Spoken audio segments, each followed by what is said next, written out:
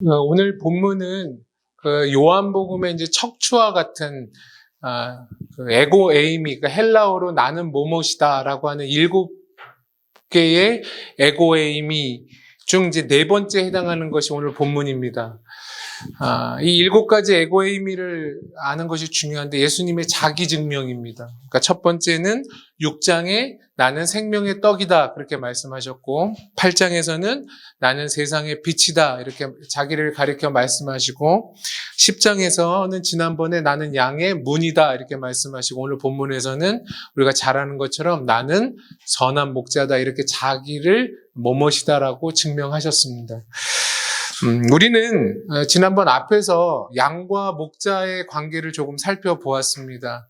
2가지로 살펴보았는데, 마을에서 이제 집단으로 양들이 이제 보호될 때에는 그 마을 가운데 A집, B집, C집 이런 양들을 한 큰 우리에다가 이제 보관합니다. 보관한다 그러면 맞나 모르겠다. 하여튼 그곳 안에 양들을 둡니다. 그리고 이제 누구를 두는 거죠? 이제 문지기를 사서 고용하는 것입니다. 그리고 이제 밤새 지나서 자신들의 양을 불러낼 때는 뭐죠? A 주인이 와서 자기 양들을 부르는 것입니다. 그러면 그 주인의 양들이 그 목소리를 듣고 나오는 거죠. 그때 문지기가 뭐예요? 주인들한테 문을 이렇게 열어주는 것입니다. 그래서 부르면 그 주인의 목소리에 반응하여 그 집 양들이 나오는 것입니다. 이것이 이제 마을 가운데에서 양들을 키우는 모습이었습니다. 근데 지난번에 말씀드릴 때, 그러면 마을 밖에 이제 풀을 주기 위해서 좀 먼 길을 떠날 때는 어떤 일들이 일어나냐면, 자기 양들을 주인이 먹이고 나서 그 밤에는 이제 우리에 가두고 문이 누가 된다고 했죠? 목자 자신이 그 문이 되는 것입니다. 그러니까 누군가 지난번 만들어놨던 그 우리의 양들을 놓고 목자가 스스로 문이 되어서 이제 그 양들을 지키는 것입니다. 그러니까 밤새 양들이 적어도 탈출하려면 목자를 밟고 가든지, 또 다른 맹수가 올 때에도 적어도 우리를 탈취하려면 이 목자를 거쳐서 우리를 탈취해야 하는 것입니다. 그러니까 목숨을 걸고 목자들은 양들을 지키게 되는 것입니다. 결국 요한복음 이 10장 전반부에 이야기하고 있는 건 뭐냐면 관계입니다. 관계. 그러니까 문지기도 나오고 주인도 나오고 양도 나오지만 양과 실질적인 관계를 맺는 사람이 누구다? 목자인 것입니다. 그래서 관계가 은혜라고 하는 것을 우리는 깨달을 필요가 있습니다. 우리 지난주에 추수감사절 주일을 보냈는데, 여러분은 어떤지 모르겠지만 한 해에 이제 여러 가지를 이렇게 되돌아보면 여러 상황도 있었죠. 좋은 상황도 주시고, 기쁜 상황도 주시고, 힘겨운 상황도 주시고, 어려운 상황도 주셨지만 잘 이기게 하셔서 여기까지 오게 하셨다라고 하는 한 해를 돌아볼 수 있는 기간이었지만, 저로서는 보니까 제일 감사했던 게 뭐냐면, 무엇보다 내 인생 가운데 남겨놓으신 관계가 전 감사하더라고요. 인연 같은. 왜 이 사람과 내가 인연이 맺어졌는가? 왜 이런 관계가 맺어졌는가? 내가 잘해서도 아닌데 왜 이런 관계를 하나님께서 허락하셔서 나의 한 해를 이끌어 오셨는가? 그 관계가 저는 하나님께 감사의 제목이었습니다. 돌아보니까 하나님께서 언제나 관계를 통해 일하셨더라고요. 여러분도 마찬가지일 겁니다. 하나님은 인간 관계를 통해서 우리의 인생에 일하십니다. 여러분 기억하십시오. 그렇게 하나님은 누군가를 통해서 나에게 일하시기도 하지만 나를 통해서 누군가에게도 그렇게 일하기를 바라세요. 그래서 오늘 저희가 합심기도 한 거 아니겠습니까? 하나님, 이 세상 가운데 화평을 주세요. 하나님 사랑을 허락하세요 라고 기도할 수 있지만, 하나님께서 뭐야? 내가 널 통해서 그 사랑을 전하고 싶다. 내가 널 통해서 그렇게 나눠졌던 곳에 화평을 펼치기를 원한다라고 말씀하실 수 있는, 그 일이 하찮은 것이라 할지라도 하실 수 있다면 저를 써주세요라고 말하는 것이 옳을 거라고 믿습니다. 그렇기 때문에 우리는 은혜의 근원은 아니지만, 우리가 은혜의 물근원은 아니지만 은혜의 통로는 얼마든지 될 수 있는 것입니다. 그래서 하나님, 저를 써주세요.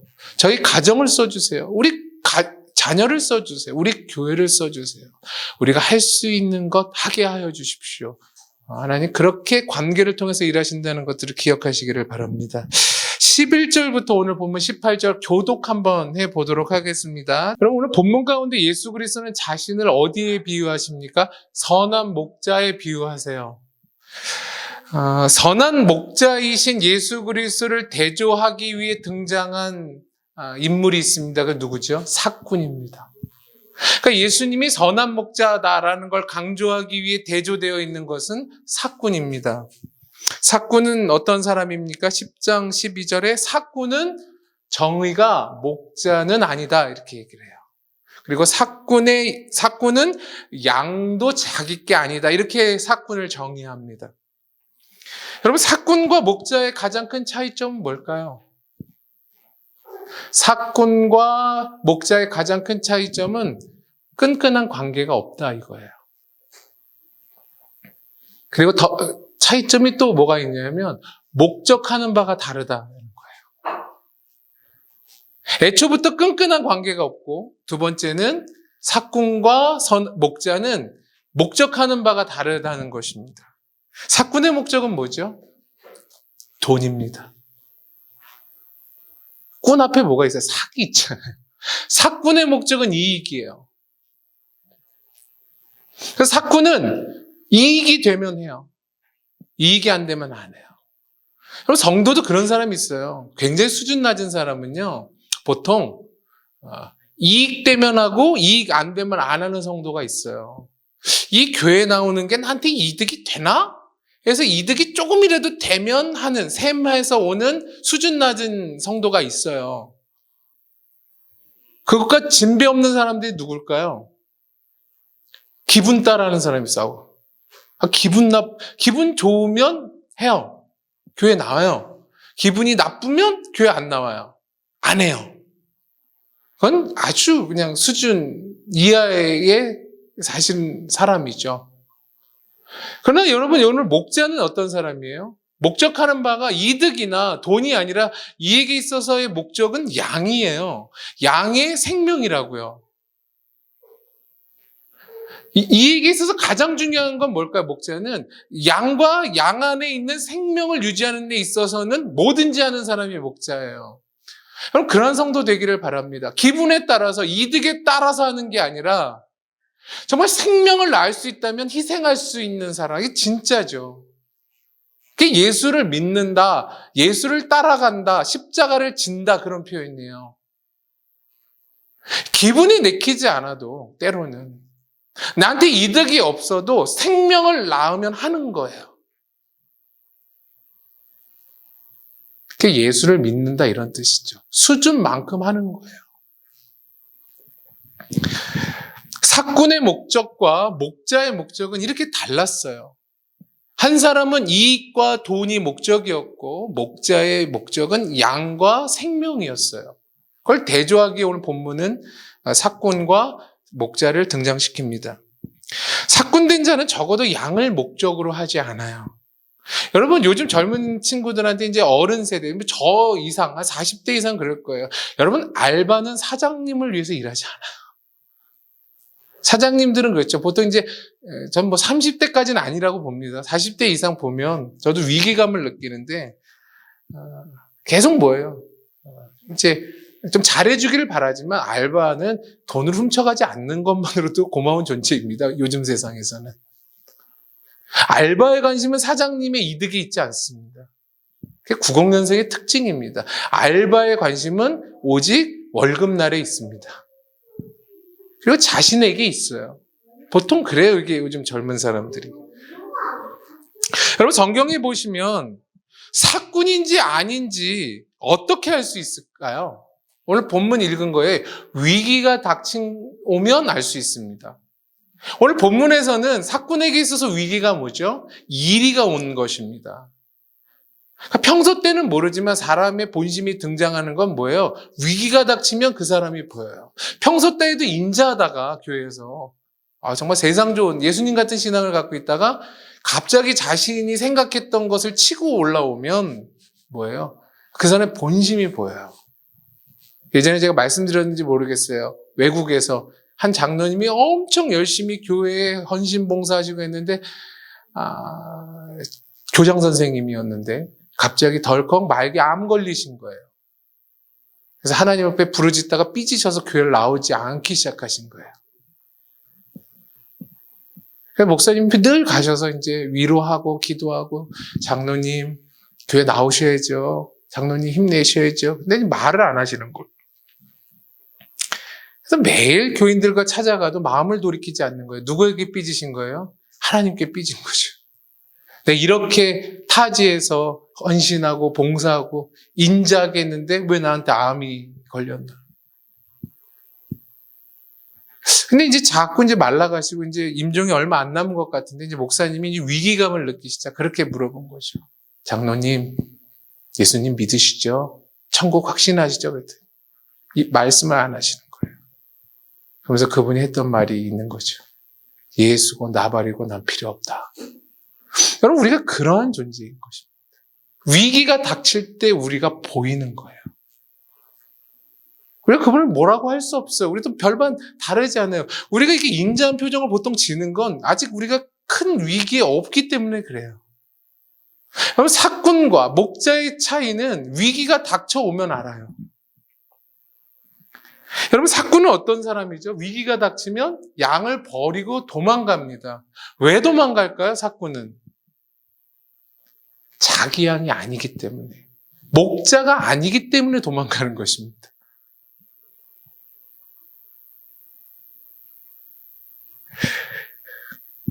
사장님들이 그런 말 굉장히 많이 하죠. 요즘 사장님들이.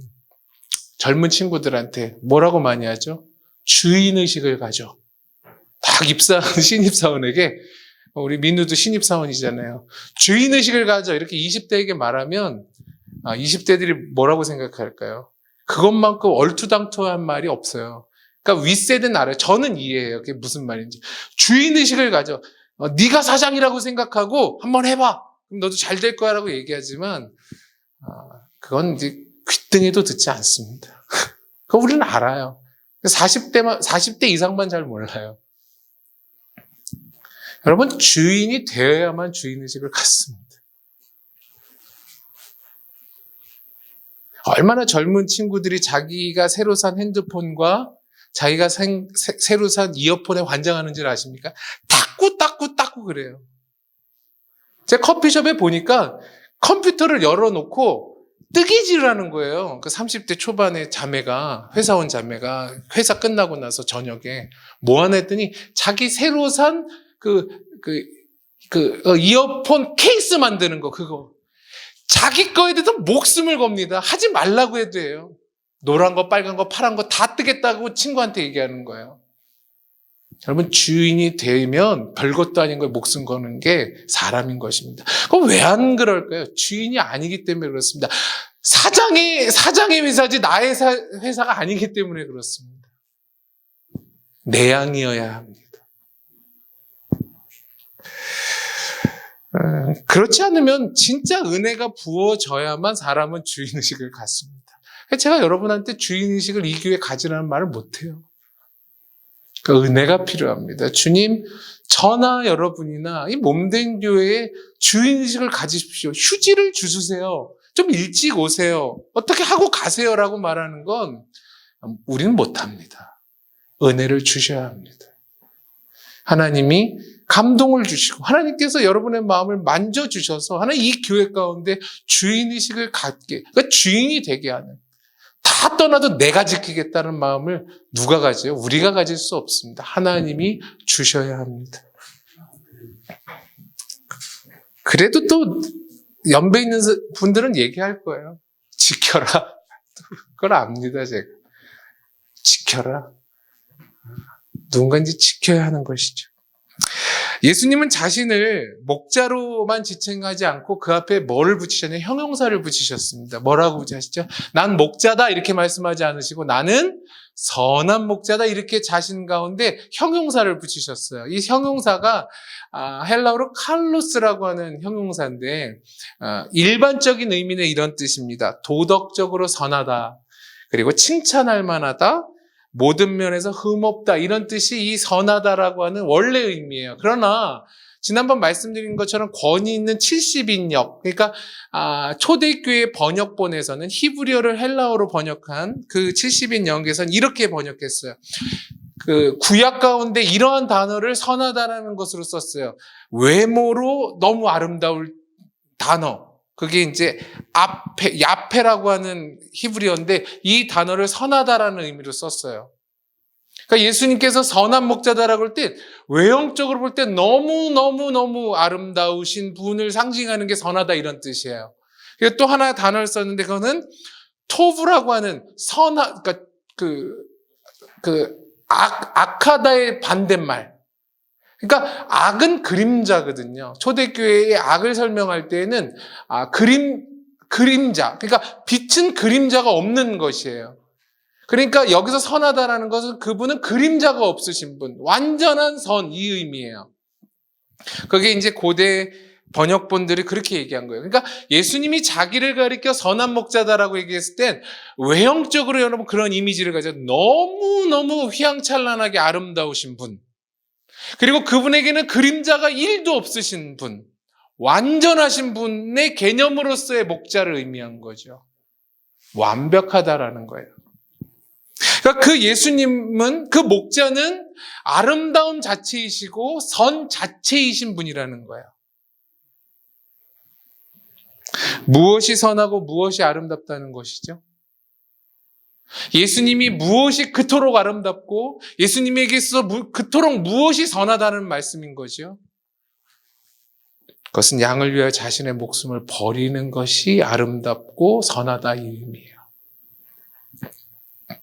예수님은 3번이나 그렇게 얘기하셨어요. 11절에 나는 선한 목자라 선한 목자는 양들을 위하여 목숨을 버리거니와 15절에 나는 양을 위하여 목숨을 버리노라 17절에 내가 내 목숨을 버리는 것은 이러면서 몇 절도 되지 않는 그 절 가운데 3절이나 나는 내 양을 위하여 목숨을 버린다 이렇게 얘기하신 거예요. 그러니까 우리가 예수님을 찬양하고 예수님을 높여드릴 때 그 예수님의 영광과 아름다움은 그분이 자신의 양을 위하여 자기의 목숨을 버리는 것이 아름다운 것이에요. 그것이 완전한 선이라 이 의미예요. 여러분 밑자 쓰실 수 있죠, 한문으로. 네, 대충 한번 써볼까요? 밑자 쓰잖아요. 딱 이렇게 앞에서 밑자. 그 밑자를 이제 이 동양 철학에서 본다면 밑자는 이제 한문이라고 하는 건 다 이제 의미가 담겨 있잖아요. 양자에 밑에 대자가 합쳐진 게 밑자입니다. 아직도 이렇게 가우뚱거리신 분은 좀 어떻게 해야 될지 잘 모르겠죠. 하여튼 밑자라는 한문이 있어요. 그러니까 오래전 그 중국으로부터 볼 때 사람들이 아름답다라고 여기는 건 뭐예요? 양이 커지는 것. 양이 살찌고 양이 기름지고 양이 보기에 아름다운 모습을 보는 걸 가지고 사람들은 뭐라고 할까요? 밑자를 발견해냈다는 거예요. 전 이 철학의 개념을 보면서 여러분 요한복음 10장 10절은 뭐라고 얘기하세요? 예수님이 내가 온 것은 양으로 생명을 얻게 하고 더 풍성히 얻게 하려는 것이다 라고 말씀하세요. 그게 예수님 오신 이유래요. 그러니까 예수님이 오신 건 자신의 양을 살릴 뿐만 아니라 그 양을 정말 흠모할 만하게 너무도 아름답게 키우고 살찌우고 풍성하게 만드는 것으로 예수님은 자기 정체성을 삼으셨어요. 그게 뭐다? 아름다움이라는 거죠. 그러니까 우리가 아름다움에 대한 정의가 달라야 돼요. 아름다움은 나를 뭐 이렇게 꾸며가지고 휘황찬란한 걸 우리는 보통 아름답다라고 말하지만 아름다움은 자신을 버려 상대방을 살리고 풍요롭게 만드는 것으로 아름다움은 정의돼야 돼요. 그것이 여러분 한문의 정의이기도 하지만 사실 성경이 의미하는 정의예요. 우린 그런데 아름다움을 써야 돼요. 뭐 그럴듯한 연예인이 나오고 뭐 그럴듯한 사람을 보면서 정말 아름답다. 그거 말고 우리의 정의는 자신을 깎아 타인을 살리는 것으로 아름답게 풍요롭게 만드는 것에 아름다움이란 단어를 써야 된다고요. 그게 원칙상 맞다고요. 예수 그리스도는 양에게 생명을 주시기 위해, 예수 그리스도는 양을 부요하게 하기 위해 뭘 했죠? 스스로 자기의 목숨을 버리는 것을 선택하셨어요. 그게 아름답다는 정의더라고요. 당신이 오늘 너무너무 아름다워. 화장이 예뻐서. 물론 그것도 아주 단촐한 의미가 있지만, 누군가를 깎아 타인을 풍요롭게 만드는 것에 우리는 아름다움을 써야 한다고요. 세상에서 가장 귀중한 게 뭘까요, 여러분? 어제 산 어떤 물건? 내가 정말 고이 수십 년간 아꼈던 어떤 것? 가족? 아니죠. 제일 중요한 건 목숨이에요. 생명이에요. 그러니까 생명 없는 모든 것은 의미가 없죠. 그러니까 생명이 가장 귀한데 예수님은 가장 귀한 걸 어떻게 해요? 가장 하찮게 버리는 것으로 취하셨어요. 그럼 버리셨어요, 그걸. 가장 인간에게서 소중한 걸 하나님께서는 가장 하찮은 것처럼 같이 버리셨어요.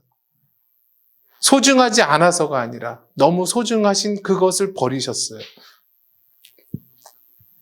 로마서 5장 6절에서 8절은 이렇게 말씀합니다. 우리가 아직 연약할 때에 기약대로 그리스도께서 경건하지 않은 자를 위하여 죽으셨도다. 의인을 위하여 죽는 자가 쉽지 않고 선인을 위하여 용감히 죽는 자가 혹 있거니와 우리가 아직 죄인 되었을 때 그리스도께서 우리를 위하여 죽으심으로 하나님께서 우리에 대한 자기의 사랑을 확증하셨느니라.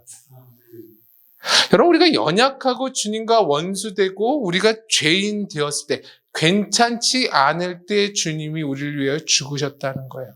말이 안 되죠. 보통 가치가 1이라도 아니 0.0001%라도 있는 사람을 위해 무엇을 하는 것은 의미가 있지만, 내가 보기에 정말 이 사람은 재활용도 될 것 같지 않는, 정말 답도 없는 인생 가운데 하나님께서는 뭘 하세요? 자신의 사랑과 은혜를 베푸심으로 하나님에 대한 사랑을 확증하시죠. 이해가 안 되죠. 여러분들, 저와 여러분들은 나 사랑하는 것은 이해가 되잖아요. 하나님이. 근데 내 남편을 사랑하는 건 이해가 안 되잖아요. 아무개를 사랑하는 건 이해가 안 되잖아요. 그러니까 나는 그래도 이해가 좀 되잖아요. 나도 물론 주님 버러지 같지만 그래도 나는 그래도 이 사람보단 좀 이 사람보단, 그런데 얘는 왜 그런지 잘 모르겠어요. 하물며 다른 누군가는 정말 이해되지 않는, 정말로 이 사람은 정말 사람 같지도 않는 사람. 하나님 거기 사랑을 부으세요.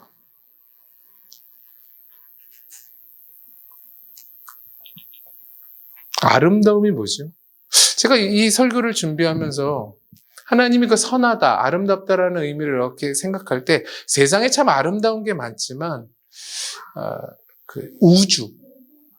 우주를 이렇게 보면 우리가 실제적으로 잘 보지는 않지만 저기 북극에 가서 오로라를 좀 보면 난리를 치잖아요. TV로만 봐도 우리가 흥분하는데 그러니까 자연 만물의 아름다움이 다 서려 있고 수많은 아름다움이 있지만 아마 우주가 대표적이지 않을까 생각해요. 그럼 우주가 왜 아름답죠? 미지이기 때문에 아름답습니다. 광활하기 때문에 아름다워요. 내 안에 안 담기니까 아름다워요. 그런 거 있잖아요. 폭포수라든지 또 그랜드 캐년, 그거 안 되면 설악산이라도 내 눈에 한 폭에 담기지 않을 때 그 광활함에 우리는 뭐예요? 아름다움, 경의를 느끼잖아요. 그러니까 주님이 그 우주보다 크신 그 주님의 그 사랑의 경이로움과 깊고 그 이해 못할 거기에 인간이 동요되면 우리는 뭐예요? 그분의 아름다움을 찬양할 수밖에 없죠. 원수를 사랑하고 사람 같지 않은 자를 위해 죽으셨더니 말이 되지 않거든요. 그런 건 세상에는 없거든요. 주님은 기꺼이 그렇게 선택하셨어요. 그걸 좀 곰곰이 묵상하다 보면 주님의 아름다움을 알 수 있죠. 이게 말이 되는가? 오늘 나를 지켜보신다는 게 말이 되는가?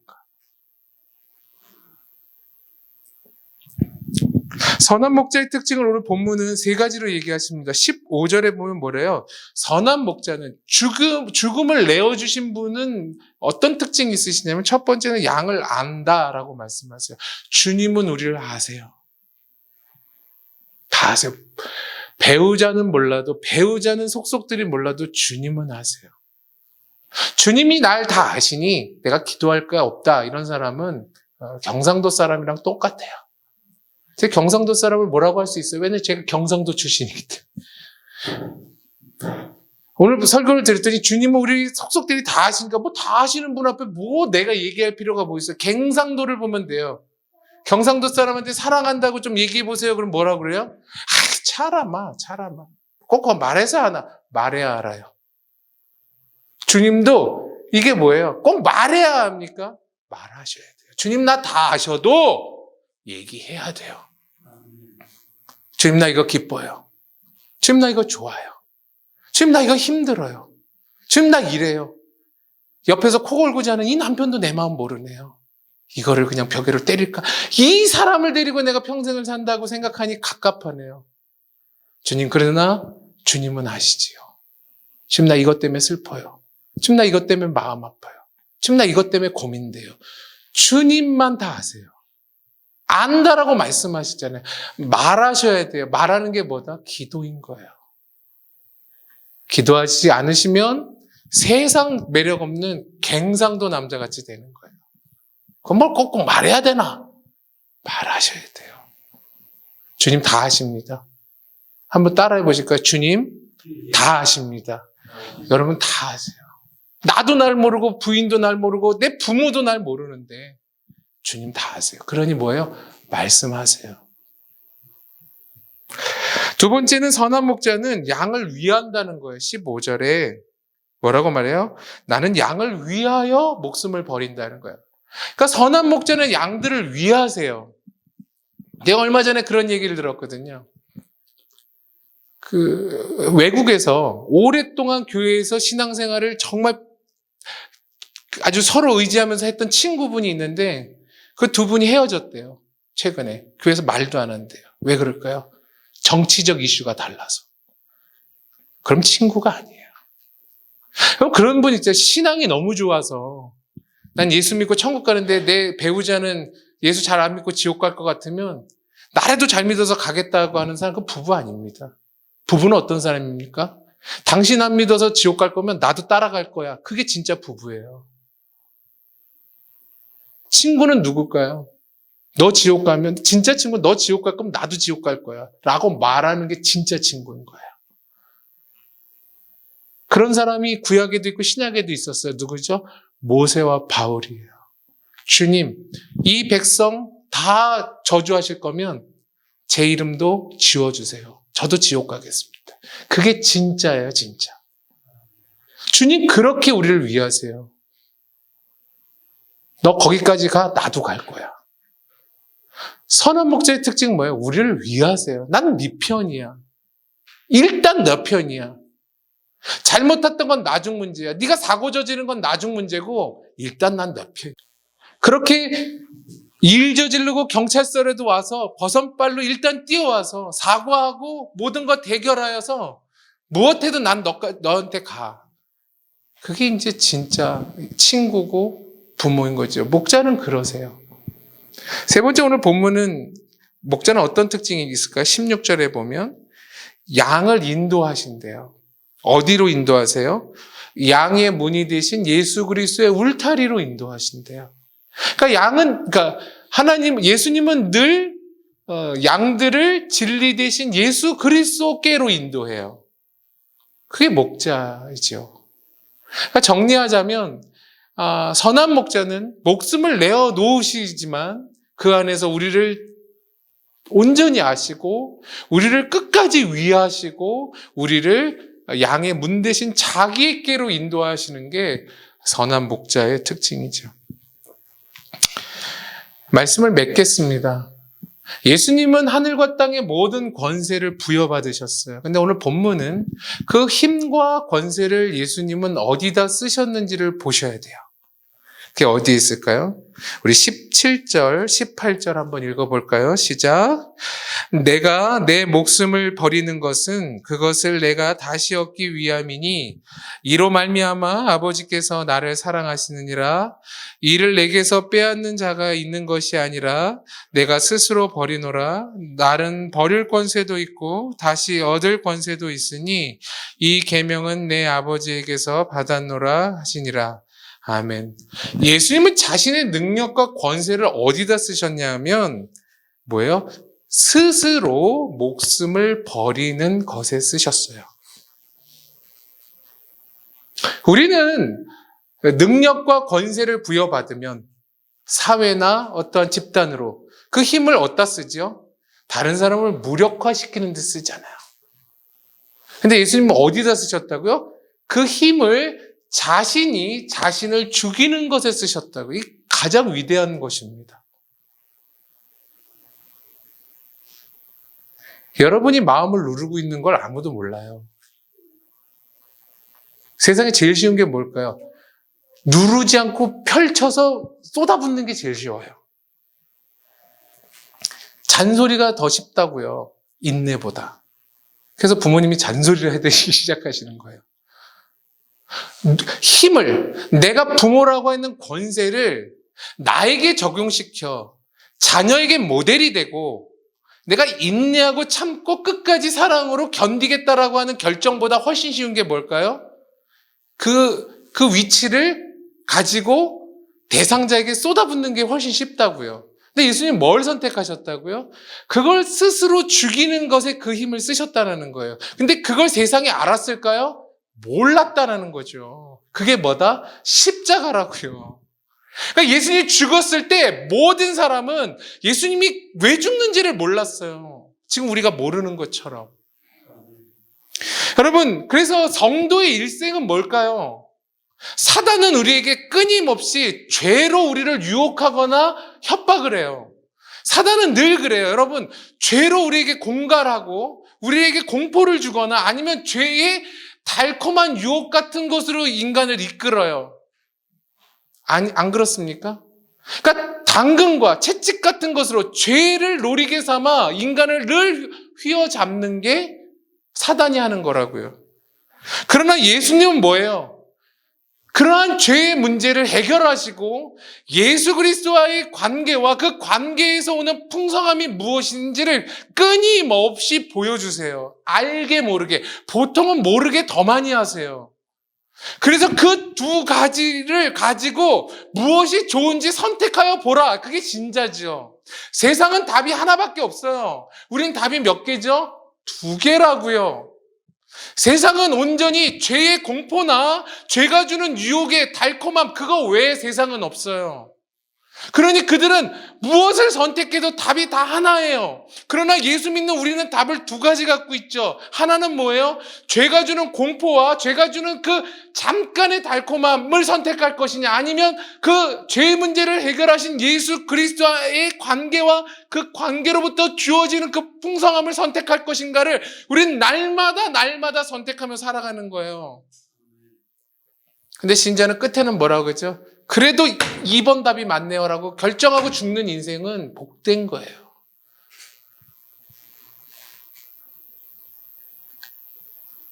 그 문제 앞에 있다고요. 1번이냐 2번이냐.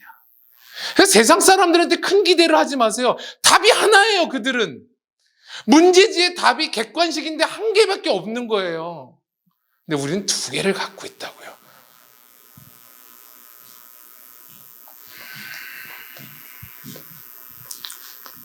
그분이 우리 가운데 선한 목자이셔야 해요. 그리고 그분은 끊임없이 지금도 알게 모르게 선하심을 우리에게 증거하세요. 다만 우리가 못 알아듣는 것이지.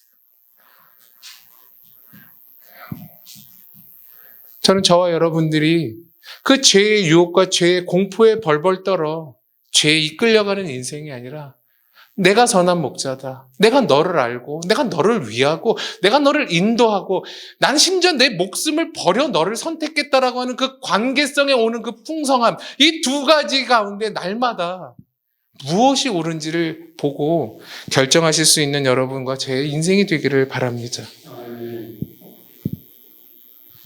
오병이어 사건이 일어나고 그렇게 얘기했습니까? 예수님께서 12제자에게 다 떠나가니까 너희도 가려느냐? 근데 이제 시몬 베드로가 대표로 대답하죠. 영생의 말씀, 생명의 말씀, 나를 살리는 말씀이 예수에게 있고 내 앞에 있는데 우리가 누구에게로 가겠습니까? 이런 고백이 우리 모두의 고백이 되기를 바랍니다.